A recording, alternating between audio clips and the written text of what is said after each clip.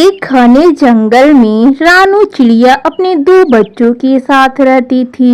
कुछ दिनों पहले रानू चिड़िया का पति टुन्नू चिड़ा रानू और उसके दोनों बच्चों को रोता बिलखता छोड़कर दूसरी शादी कर लेता है। जब इस बात का पता रानू को चलता है तो वह बहुत रोती है।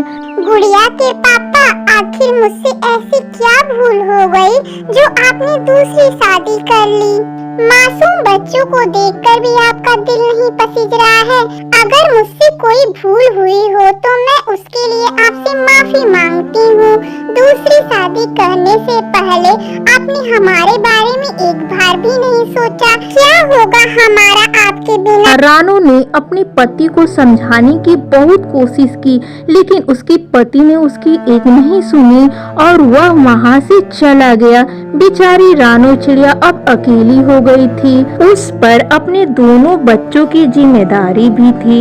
उसने बड़ी हिम्मत के साथ आस पड़ोस के पक्षियों के घरों में काम करके अपने बच्चों का पेट पालने लगी। ऐसे ही धीरे धीरे समय गुजरने लगता है। तभी एक दिन अचानक तेज तूफान की वजह से रानू चिड़िया का घर टूट जाता है। यह सब देखकर वे टूट सी गई। भगवान, मुझसे ऐसी क्या भूल हो गई जो आप मुझे इतने दुख दे रहे हैं? क्या मेरे ऊपर दुखों का पहाड़ तोड़ रहे हैं? कितनी मुश्किलों से मैंने अपने बच्चों को पाल रही थी, लेकिन आपसे यह भी देखा ना गया जो आपने उनके सिर से छतरी छीन ली। अब मैं कहाँ जाऊँगी? किसी तरह रानू चिड़िया अपने आप को संभालती है। फिर वे अपने दोनों बच्चों को लेकर जंगल में आशियाना ढूंढने चली जाती है। तभी उसके बेटे कुक्कू का नजर बाजार में बिक रहे आमों पर पड़ता है। मम्मा मम्मा, वे देखो कालू अंकल आम बेच रहे हैं। कितने रसीले रसीले और मीठे मीठे आम हैं। मम्मा, मेरा आम खाने का बहुत मन कर रहा है, खरीद लो ना मम्मा। हाँ मम्मा, कुक्कू बिल्कुल सही कह रहा है, मेरा भी आम खाने का दिल कर रहा है। अच्छा अच्छा ठीक है बच्चों, जब तुम इतना कह ही रहे हो तो मैं तुम दोनों के लिए आम खरीद ही लेती हूँ। वैसे भी मेरे पास बहुत कम पैसे बचे हैं। फिर रानू आम खरीदने के लिए कालू कावे के पास आती है। अरे कालू भैया, ये आम कैसे दे रहे हो? बहन, ये आम 500 रुपया किलो है, क्योंकि ये आम जो हिमालय के जंगलों से लाए हैं। अरे कालू भैया, चोर तो रात को डकैती करते हैं और आप तो दिन में ही डकैती कर रहे हो। ऐसा भी क्या खास है इन आमों में जो आप इतने महंगे बेच रहे हो?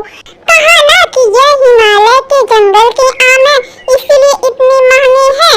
और वैसे भी ऐसे आम तो तुम्हें पूरे जंगल में नहीं मिलेंगे। अगर तुम्हें लेने हैं तो लो, वरना अपना रास्ता नापो। अरे कालू भैया, आप नाराज क्यों होते हो? यह लो पैसे और मुझे एक आम दे दो। फिर कालू कावा उसे एक आम दे देता है। रानू के बच्चे उस आम को बड़े शौक से खाते हैं। तभी रानू का बेटा कुक्कू अपनी माँ से कहता है, मम्मा, हमें इस आम की गुठली को ऐसे ही नहीं फेंकना चाहिए। माँ, मैं जानता हूँ हमारा घर टूट गया है, लेकिन हमारे घर के पीछे जो खाली जगह है उसी में हम इस आम की गुठली को बो देंगे और फिर जब आम लगेगा तो हम उन आमों को पेट भर कर खाएंगे और बाजार में बेचकर भी पैसे कमाएंगे। अरे वाह बेटा, तुमने ये बहुत अच्छी बात कही है। ऐसे तो हमें दूसरों के घरों में काम भी नहीं करना पड़ेगा और आम बेचकर हमारे पास पैसे भी आते रहेंगे। तो उससे अच्छी बात कोई और क्या हो सकती है? ऐसे तो हमें दूसरे के घरों में काम भी नहीं करना पड़ेगा और आम बेचकर हमारे पास पैसे भी आते रहेंगे। तो उससे हम अपना जल्दी घर बना लेंगे। यह तो तुमने बहुत समझदारी वाली बात कही है।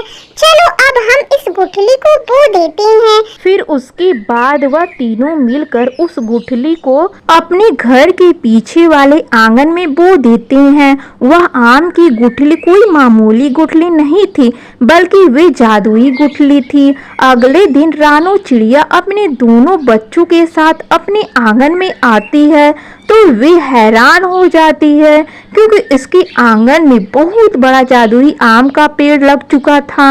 जिस पर बड़े बड़े रसीले आम लगे हुए थे। यह देखकर वे तीनों बहुत खुश होते हैं। अरे वाह मम्मा, अपना आम का पेड़ तो आमों से भर गया है। लगता है यह कोई जादुई आम का पेड़ है। चलो अब हम आमों को तोड़कर बाजार में बेच देते हैं। फिर वे तीनों पेड़ से आम को तोड़ते हैं और आम को तोड़कर एक टोकरी में भरते हैं और उन्हें बाजार में बेचने लगते हैं। आम ले लो, आम सस्ते और मीठे रसीले आम ले लो। आओ आओ आम ले लो, सस्ते और मीठे रसीले आम ले लो।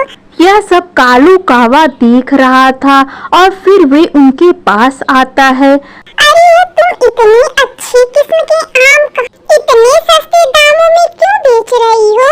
कालू भैया, ये वही आम है जो हम आपसे लेकर खाए थे। मैंने इस आम की गुठली को जमीन में काट दिया और पेड़ आने पर इस पर आम लग गए। फिर मैं इन्हें बाजार में बेचने चली आई। कालू कावा उनकी बिक्री देखकर अपने आमों को कहीं और दूसरी जगह बेचने ले जाता है और रानू चिड़िया के खेत को बंजर बनाने की योजना बनाने लगता है।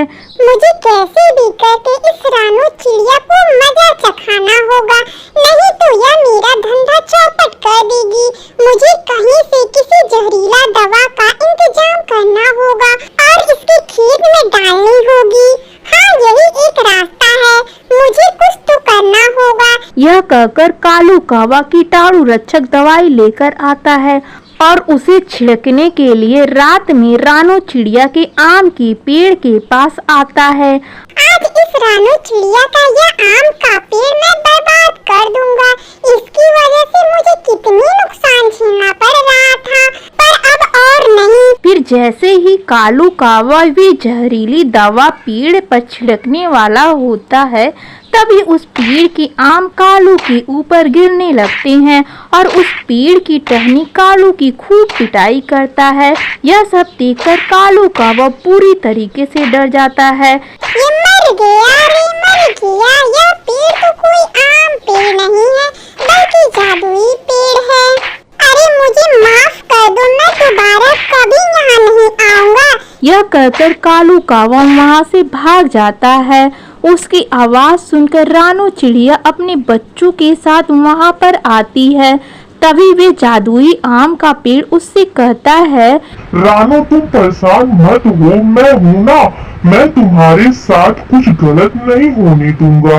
मैं जादुई आम का पेड़ हूँ और इस पेड़ के आम पर सिर्फ तुम्हारा ही हक है और तुम फिक्र मत करो। मैं जानता हूँ तुम्हारे पास रहने के लिए घर नहीं है, इसीलिए तो मैं अपने जादू से इस पेड़ पर तुम्हारे लिए एक जादुई आम का घर बना कर दूंगा, जिसमें तुम अपने बच्चों के साथ आराम से रह सकती हो।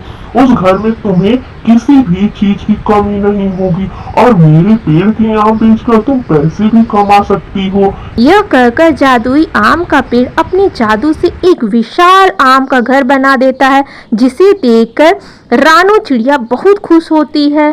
शुक्रिया जादुई आम के पेड़, तुम्हारी वजह से मेरी सारी परेशानी दूर हो गई। मैं तुम्हारा यह एहसान कभी नहीं भूल पाऊंगी। फिर रानू चिड़िया खुशी खुशी जादुई आम के घर में अपने बच्चों के साथ रहने लगती है और उस जादुई पेड़ के आम बेचकर अपना गुजारा करती है। प्यारे दोस्तों, इस कहानी से हमें यही सीख मिलती है कि हमें कभी लालच नहीं करनी चाहिए। दोस्तों, आपको हमारी आज की कहानी कैसी लगी? इसी तरह अच्छी अच्छी स्टोरी देखने के लिए वीडियो को लाइक और चैनल को सब्सक्राइब करें फ्रेंड्स।